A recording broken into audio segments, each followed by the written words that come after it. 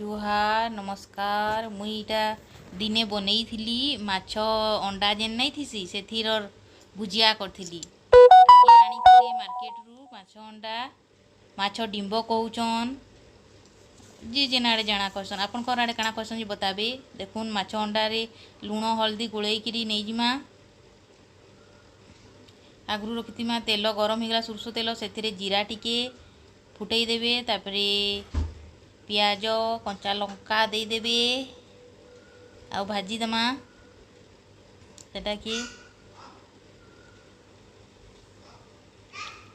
आउ मोर पाखे मसला भी टिके थिला बटा मसला जीरा जे नॉर्मल मसला जीरा अदा लहसुन पियाज जेनटा थिला हेटा आउ हल्दी देदेबे आउ देखुन भाजी देबी तेल छाड़ला जाके भाजी देबी।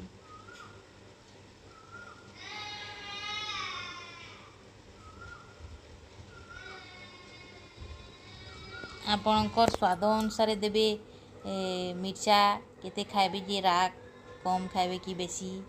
देखुन भाजी ही आसलानो तापरे दे देली टमाटर आउ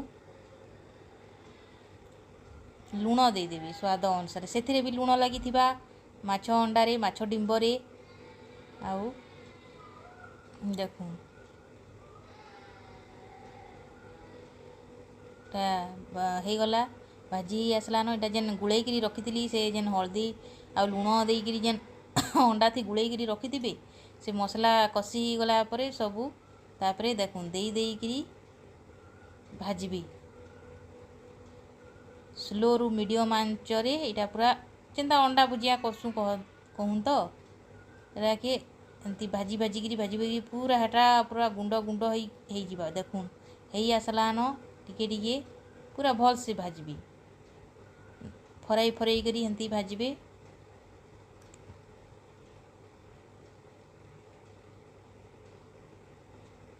यही आसलान आमर इटा भाजी भाजी कंचा अंश एंता नाई रहबा देखिए कम आंचरे ये भाजी भाजिकी आपन करबे। तापरे लास्ट के धनिया पत्र देदेमा चाहे तो गरम मसला भी देदेबे। बहुत ही बढ़िया लगुला माछ अंडार इटा भुजिया आपण माने भी थरे घरे ट्राए करूँ आ केनता लागला जे भी बताबे।